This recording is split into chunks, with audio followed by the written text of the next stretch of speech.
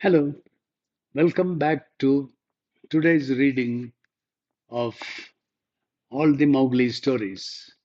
We are almost at the end of this book, and we stopped at the point on page 264 where the Gisborne, the government officer, and his butler, Abdul Ghaffur, are conversing, and Abdul Ghaffur is pointedly insinuating to Gisborne that Mowgli is a bad man. So Abdul Ghaffur says Mowgli has no caste. He'll do anything. Look to it, Sahib, that he does not do too much. A snake is a snake, and a jungle gypsy is a thief till the death. So Abdul Ghaffur is tainting Mowgli as being uh, a jungle thief, a jungle gypsy, and a thief. So Gisborne tells him, be silent then. You can correct your own family, but you do leave this to me. And so that is where we stopped. My custom, you do not know. This man is without doubt a little mad. That is this Mowgli. That's what Gisborne says. So Abdul Ghaffur says, very little mad indeed, but we shall see what comes thereof. A few days later, his business took Gisborne into the Rook for 3 days. Abdul Ghaffur, being old and fat, was left at home. He did not approve of just sleeping in the rangers' huts. What he would do, he would try to get some money by selling some things. So he was inclined to levy contributions in his master's name of grain and oil and milk from those who could ill afford such items. So he would sell a little of oil or milk or grain and get a little side money for himself. Gisborne rode off early one dawn, a little vexed that Mowgli, his man of the woods, was not at the veranda to accompany him. So when Gisborne started, Mowgli was not there. Ordinarily, he'll be there at the veranda early morning. So Gisborne liked Mowgli, liked his strength, his fleetness, that is, his quickness, and his silence of foot, and his ever ready open smile, his ignorance of all forms of ceremony and salutations, and the childlike tales that he would tell of what the game was doing in the rook. So Mowgli will always knew what was happening in the jungle, what which animal was where, what it was doing, why it was doing, because Mowgli could communicate with the animals. And Gisborne liked Mowgli's stories of these. After 1 hour riding through this greenery, Gisborne heard a little rustle behind him, and Mowgli trotted at his stirrup. So Gisborne told Mowgli, we have a 3 days' work tour among the new trees. Good, said Mowgli. It's always good to cherish young trees. They make cover if the beasts leave them alone. We must shoot the pig again. Again? How? Gisborne smiled. Oh, they were rooting among and tusking among the young Saal last night, so I drove them off. So, see, during his time, he is in the forest. Mowgli takes care of the jungle, of the forest, of the young trees. So, um, the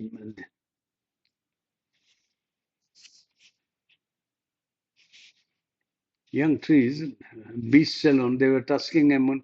So, these animals, they were among the young trees and trampling them. So, Mowgli had driven the pigs away from there. And now Gizmon says we have to move them. So again, the pigs should not be on this side of the rook at all, says Mowgli. We must keep them below the head of the Kanye River. Then Gizmon says, if a man could herd clouds, he might do that thing. But Mowgli, if, as you say, you are the herder in the rook for no gain and for no pay, so Gisborne says, if Mowgli is doing all this work of taking the pigs to this side or to that side to protect the rook, then he says you may as well work for pay and join the government service. But Mowgli's view is different. He says, sir, it is your rook. It is Sahib's rook. And Mowgli is happy to be working here. So would it not be better to work for pay from the government? Asked Gisborne. There's a pension at the end of this service. And Mowgli says, oh, I've thought of that. But to live in a ranger's hut and have the door shut and be caged in that room, it's all too much of a trap for me. Yet I think so. Mowgli doesn't want to be enclosed in a hut or in a cabin. So Gisborne says, think well and tell me later. If you want, you can join the government service and you'll get salary and a pension. And Mowgli is not at all for it. Then Gisborne dismounted, took his morning meal from his homemade saddlebags, saw the day open hot above the rook. Mowgli lay in the grass at his side, staring up to the sky.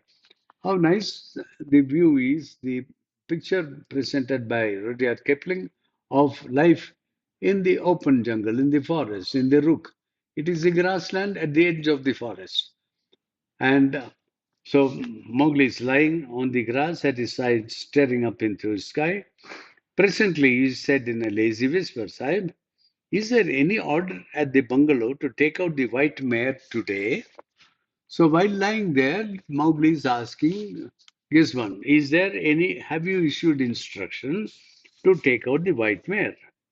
So Gisborne says, no, she is fat and old and a little lame. So why should it be taken out? Then Mowgli says she is being ridden now and not slowly on the road that runs to the railway line. Ah, that is 2 courses away. Course is a distance. And but that is 2 courses away. Mowgli put up his forearm to keep the sun out of his eyes. The road curves in with a big curve from the bungalow. It is not more than a course at the farthest, as it a kite goes, and the sound flies with the birds. Shall we see? So Mowgli is reading something which Gisborne is unaware of. Mowgli is hearing the sound as it flies with the birds. So he says the road is a curved road. So at the farthest distance, it is only one course. So shall we see? What folly to run a course in the sun to see a noise in the forest? Gisborne is surprised. Why should you run in the forest and the sun? So Mowgli says, no, the pony is your pony, the Sahib's pony. I meant only to bring her here. If she is not the Sahib's pony, no matter. If she is, then the Sahib can do what he wills. She is certainly being ridden hard. So Gisborne has said that she is fat and let her rest. Whereas Mowgli says she is being ridden very hard and fast even at this moment. And Mowgli is saying this from the sounds he can hear. And Gisborne is unable to understand what Mowgli is reading. So Mowgli says she is certainly being ridden hard. So Gisborne asks, and how will you bring her here, madman? Mowgli says, have you forgotten it, Sahib? By the road of the Nilgai and no other. Up then and run if you will, and if you are having so much energy, says Gisborne. Oh, no, no, no, I will not run. And he put up his hand for silence, and still lying on his back, he called aloud thrice with a deep gurgling cry that was new to Gisborne. So Mowgli speaks to the rook and to the forest, and this is a new speech Gisborne has not heard. So he called out thrice with a deep gurgling cry that was new to Gisborne. Then he said, "She'll come. Let us wait in the shade." The long eyelashes drooped over the wild eyes as Mowgli began to doze in the morning hush. No rush, no haste, no running, nothing. Just from where he was lying on the grass, he made that noise and then he just closed his eyes and he slept. He dropped off into a dream. Uh, the long eyelashes drooped over the wild eyes as Mowgli began to doze in the morning hush. Gizmon waited patiently. Mowgli was surely mad, but as entertaining a companion as a lonely forest officer could desire. "Ho ho," said Mowgli lazily, with shut eyes. "He has dropped off." So Mowgli, lying here, could understand, could know that this guy, fat guy, Abdul Ghaffur, has fallen off from the car, from the pony. Oh, he has dropped off. Well, the first the mare will come, and then the man. So he knows that the horse will first come, and the man will walk slowly. Then he yawned as uh, Gisborne's stallion neighed. So the horse which Gisborne has brought and is tied by them near them, it neighed. That is, it is replying to the mare which is coming. So the horses are communicating, and Mowgli knows why the horse neighed. Oh, first the mare will come, then the man. Then he yawned as Gisborne's Polystanian neighed. 3 minutes later, Gisborne's white mare, saddled, bridled, but riderless, tore into the glade where they were sitting and hurried to her companion. So the mare came in a hurry and then went to the stallion which had been tied up there. So Mowgli says she is not very warm, but in the heat, the sweat comes easily. Presently, we shall see her rider, for a man goes more slowly than a horse, especially if he chance to be a fat man and old. Alas, this is the devil's work, said Gisborne, leaping to his feet, for he heard a yell in the jungle. Don't worry, Sahib will not be hurt. He'll also say that it is the devil's work. Ah, listen, who is that? It was the voice of Abdul Ghaffur, in an agony of terror, crying out upon unknown things to spare him and his grey hairs. No, I cannot move another step, he howled. I am old and my turban is lost. Hurry, hurry, but I will move. Indeed, I will hasten. I'll run. Oh, devils of the pit, I am a Mussulman. The undergrowth parted and gave up Abdul Ghaffur, turbanless, shoeless, with his waistcloth unbound, mud and grass in his clutched hands, his face purple. So Abdul Ghaffur is in a very disheveled state and completely messed up. He has fallen off the horse and he has been crawling possibly for all that distance as the horse came up here. And the horse came here because Mowgli has called it. He gave those three sounds that is calling the horse to come here. So the horse came, the man fell off, and man had to follow the horse. So Mowgli watched him with a sweet smile. "Hmm? This is no joke," said Gisborne sternly. "The man is like to die, Mowgli." "Oh, he'll not die, sir. He is only afraid. There was no need that he should have come out of a walk." Abdul Ghaffur groaned and rose up, shaking in every limb. "It was witchcraft and devildom," he sobbed, fumbling with his hand and his breast. "Because of my sin, I have been whipped through the woods by the devils. It is all finished. I repent. Take them, Sahib." So he immediately blames it everything on witchcraft and devil and everything. Then he says, from his breast, he takes out the bundle. "Take them, Sahib." He held out a roll of dirty currency notes and hands it over to Gisborne. "What is the meaning of this, Abdul Ghaffur?" said Gisborne. already knowing what would come. Put me in the jail khana. The notes are all there, but lock me up safely so that the devils may not follow. I have sinned against the Sahib and his salt, which I have eaten. Man, but for those accursed wood demons, I might have bought the land afar off and lived in peace all my days. So it becomes clear that this Abdul Ghaffur had stolen the money which Osborne or Gisborne had kept inside his box in his cottage, and that his salary and pension and whatever he has received is saved it there for himself. Abdul Ghaffur, being the butler, has access to the cabin. He has opened the box, taken the money, taken the old horse, and he is going away somewhere to buy something with that money. And he says, I might have bought that land far off and lived in peace all my days, if only the devil had not come in between. So this little sound from because Mowgli could read the entire happenings while he was lying on the grass in near Gisborne. He knew that the horse had been taken and Abdul Ghaffur was riding on it, and he was riding it hard.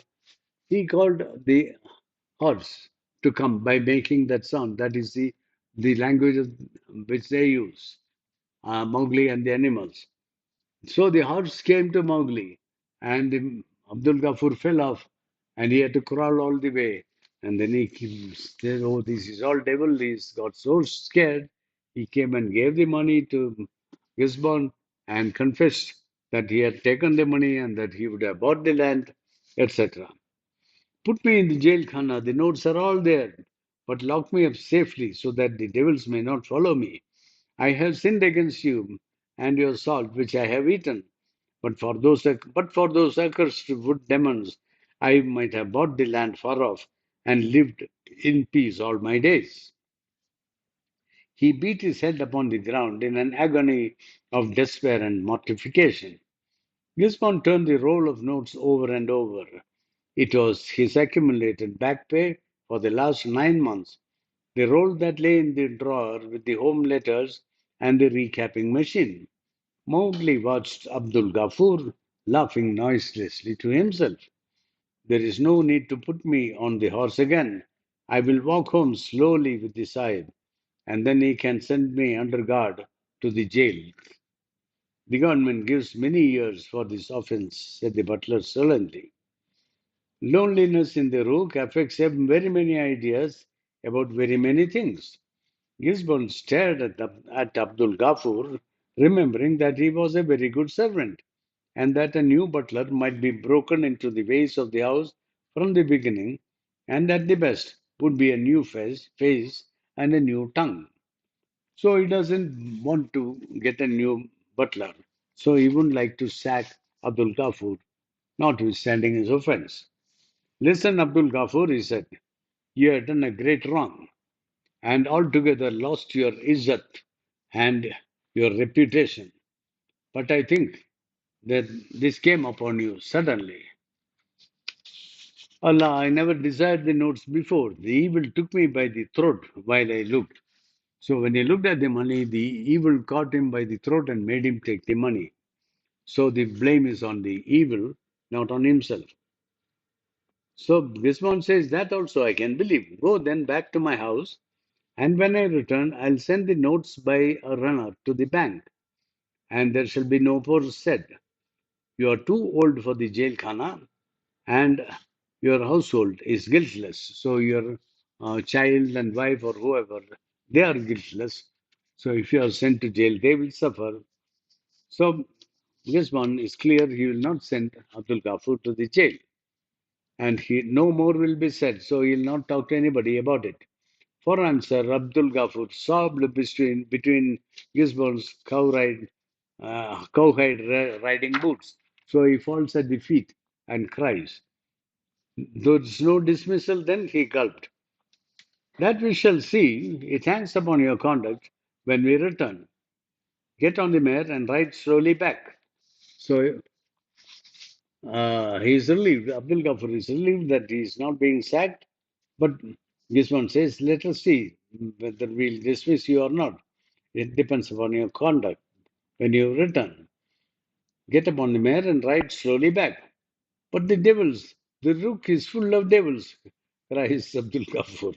No matter, my father, they will do thee no more harm unless indeed the Sahib's orders are not obeyed, said Mowgli. So Mowgli is reassuring Abdul Ghaffur. They will not harm you unless you disobey the orders. Then perchance they may drive you home by the road of the Nilgai. Abdul Ghaffur's lower jaw dropped and he twisted up his waistcloth, staring at Mowgli. Are they his devils? His devils? And I had thought to return and lay the blame upon this warlock. So Abdul Ghaffur now only realizes that this is all Mowgli's work. And he says, oh, these are his devils? And I had thought to return and lay blame upon him. Well, that was well thought of, Hazrat. But before we make a trap, we first see how big the game is that may fall into it. Now, I thought no more than a man had taken one of the Sahib's horses. I did not know that the design was to make me a thief before the Sahib, or my devils had held thee here by the leg. It is not too late now, says Mowgli. Mowgli looked inquiringly at Gisborne, but Abdul Ghaffur waddled hastily to the white mare, scrambled on her back, and fled, the wood waves crashing, echoing behind him. Somehow he escaped, and he ran away. That was well done, says Mowgli. This is on top, page 270. Very interesting events here. I hope you liked it. Bye bye. Next time.